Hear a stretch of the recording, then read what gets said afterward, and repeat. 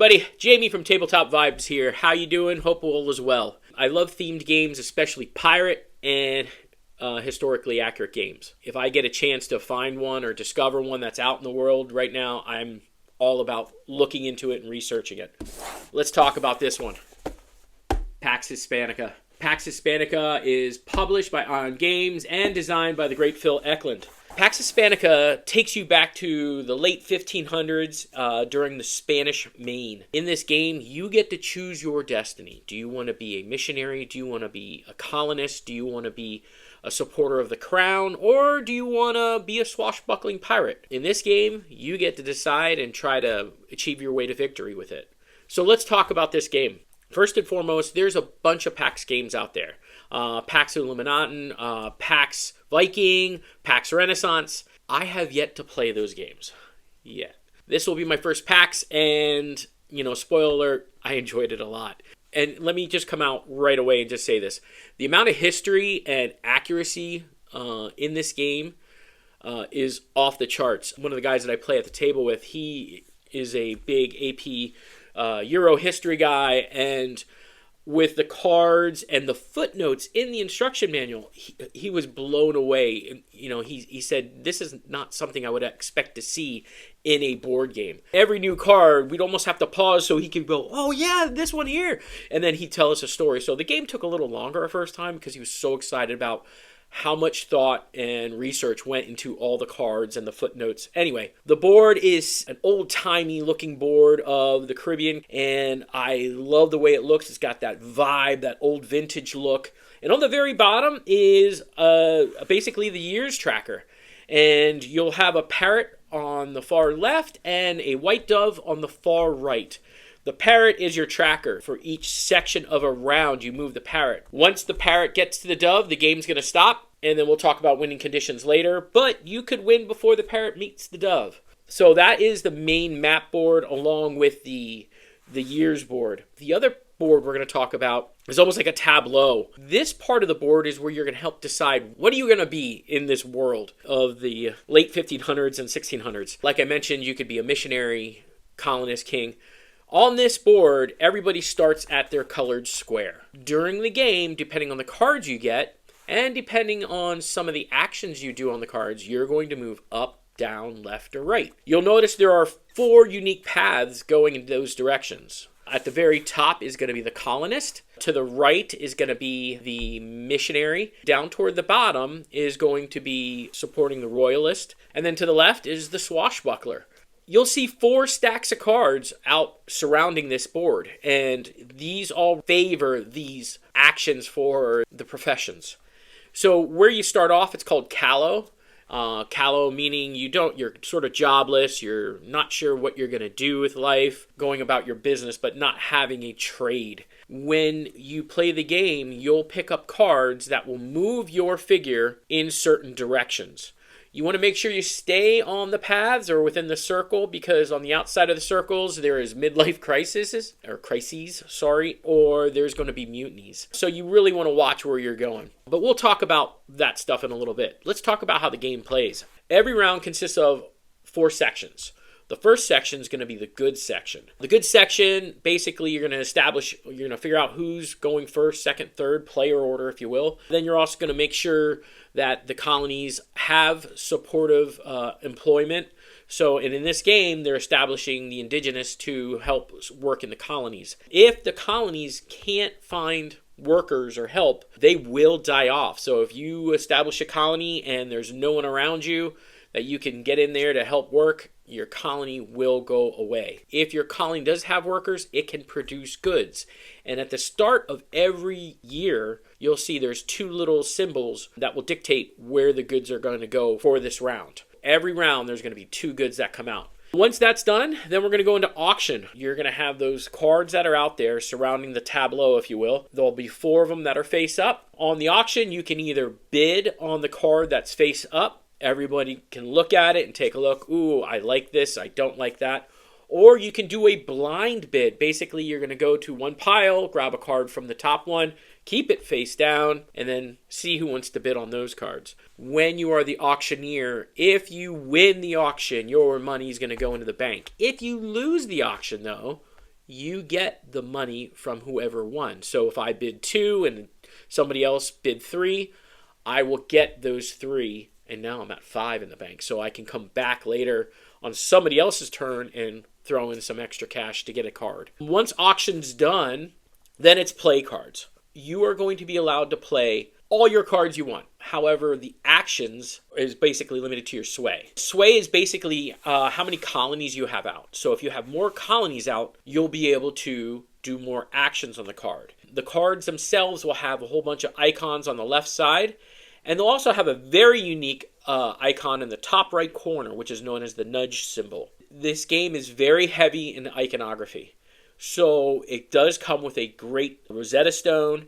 I printed off some extra ones from BGG to have around the table so everybody can look and determine what the cards do. But let's get back to the playing of the cards. We'll start with the nudge at the very top right. That nudge will have an arrow, and it will be pointing up, left, down, or right. You want to keep this in mind when you're bidding on a card because this is what's going to move you on the tableau.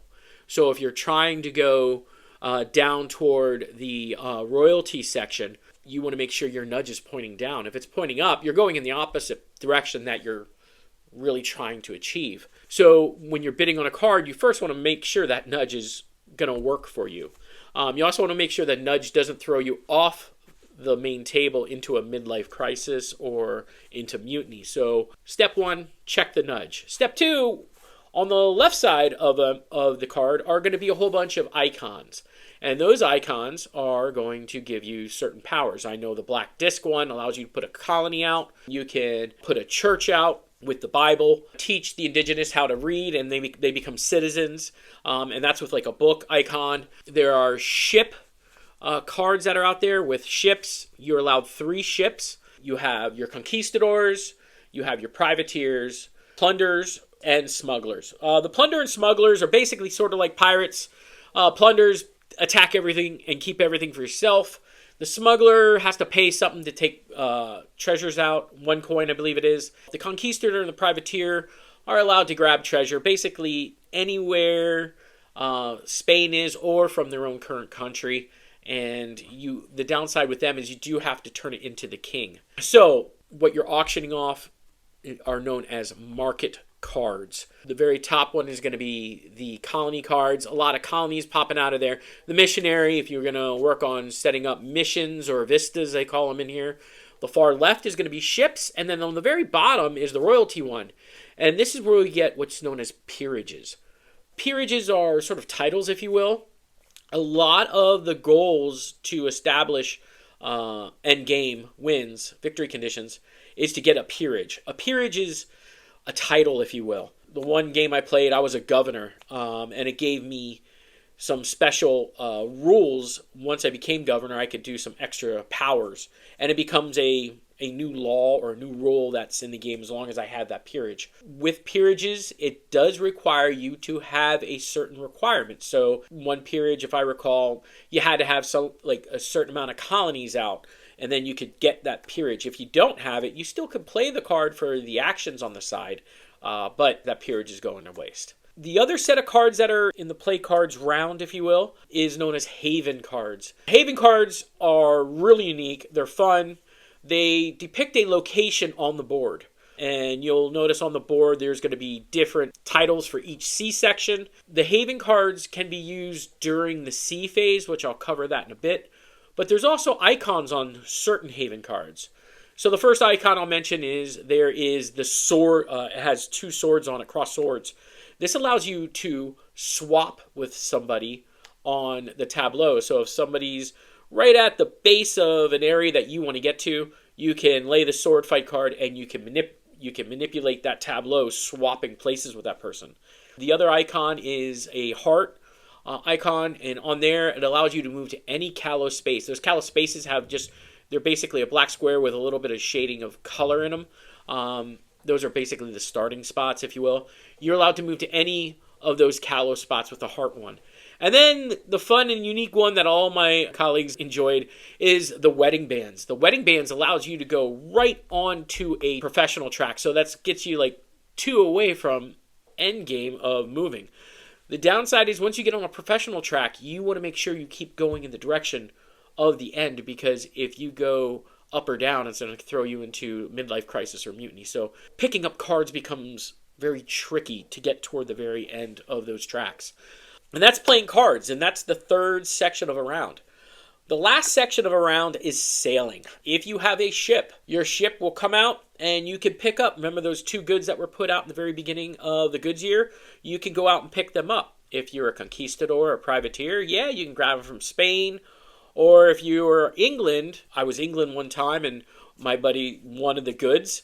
And I said, well, look at what's in it for me. There is negotiating all over this game. You don't just sit there and look at the board and you're quiet. You're watching what people are doing. If you have money to bid, it's almost anything goes. It is so much fun. Like I said, my one buddy wanted to come and take the goods, and I said, well, let's split the profit going back. He was like, well, what's in it for me? And I said, well, what's in it for me? And I mean, it becomes a whole craziness of debating and talking and working out deals. So sailing brings a new aspect into it. During the sail phase, if you're going out and about and picking up goods, if you go through a land zone and you have that haven card, remember those haven cards I was telling you about with the wedding bands, and they had a name of a sea zone? When you're moving your ships, you're going to say, I'm going in this section, and now I'm moving to this section, and now I'm moving to this section. As you're saying the sections, if you're looking at your haven cards and you got some pirate ships, you can go, strike your colors. That means I had the haven card for the area your ships were in. And guess what comes out then? More negotiations. Please don't attack me. Like, I'm going to lose a ship here. Like, come on, hook me up. Just let me go by. Well, let's talk. With the negotiations, if they fall, then we're going to do a sea battle. The sea battles are going to be used with these cards. And if you really want a quick way to describe it, it's sort of like paper, rock, scissors. The pirate has one of 2 options. The treasure fleet, the people who have the goods, are going to have 4 options. 2 that are the same as the pirates. One is flee, and the other one's surrender. And my colleagues and I always wonder about surrender, like why even on there? But anyway, basically they go 1, 2, 3, and you show what card you picked, and then you just consult on the card. Paper versus rock, what does it mean? Rock versus scissors, what does it mean, basically? Exciting things happen out of it. There's some tears that happen of it. And that's the sail phase. So you're bringing stuff back. The other thing I'll mention about the ships is they have letters on them. The best ship being an A ship. And then I think it goes down to Z. I know I've seen some Y and X and lower ships. The last game we played, because of some amazing auctioning and some wheeling and dealing, one person in our group had an A and a B ship. A's and B's are going to help out during that rock, paper, scissors game, and I'm not going to get too involved with it, but basically, if you get a higher ship, chances are you're going to come out a little better or on the upper hand. Anyway, end game. So you got that parrot, you got the dove. If the parrot makes it to the dove, it's a token victory. So you look at the board, count up who's got tokens out there, colonies, churches, if you will, cathedrals, and you add them up, winner take it all. If you make it to the end of one of those jobs, and you fulfilled whatever the requirements are, the game will immediately end. I played this game at 2, I played this game at 3-player, and we just recently played with 4. I'm so happy. If my game crew is watching, I won. Yeah, that's right, guys. I beat y'all. I was super happy. I was really down in the first early years. I didn't get ships early. I lost bids. We had someone who was out running around collecting gold, giving it to the king. And it immediately became a very important job to get colonies to produce goods so the king can get his treasure.